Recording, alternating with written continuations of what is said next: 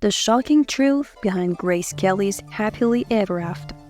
Grace Kelly's fairy tale life was nothing like it seemed. Behind the royal titles and glamorous facade lay a world of sacrifice, heartbreak, and chilling secrets. From giving up her Hollywood dreams to facing a cold, controlling husband, Grace's journey from a starlet to princess was far from the happily ever after we all imagined. But before Grace's story intertwines with royalty, let's dive into the life of the man who would become her prince.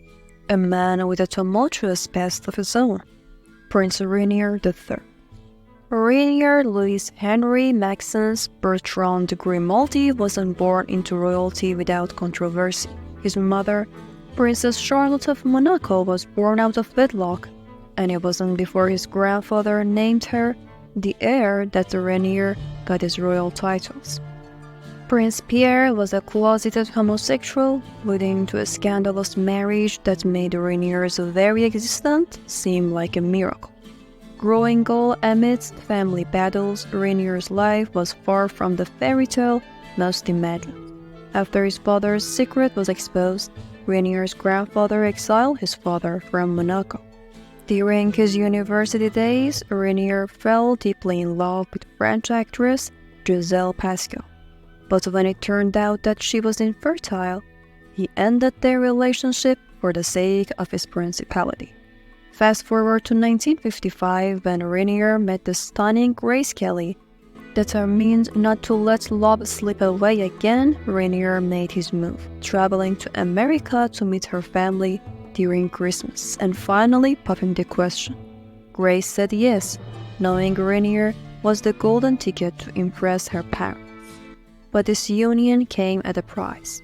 Rainier didn't want a Hollywood star as his wife, so Grace made the huge sacrifice, giving up her successful acting career. Her final film, High Society, had her playing a high-class debutante, ironically mirroring her own life transition. Their wedding was a blend of dull legal proceeding and a lavish religious ceremony. Yesterday was far from a dream. Swarmed by paparazzi and overwhelmed by mobs, the couple loathed their wedding day so much that they refused to look at their wedding photos for a year.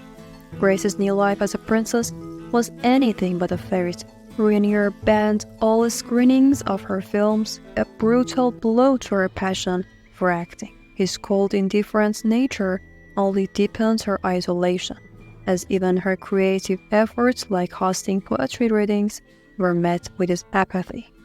Making matters worse, her in-laws were just as frosty. Grace, who had to leave behind everything she knew, found herself completely isolated and deeply lonely. Her husband's family showed no warmth, making her transition into royal life even more challenging. Before marrying Rainier, Grace had to undergo a fertility test, a stark reminder of her duty.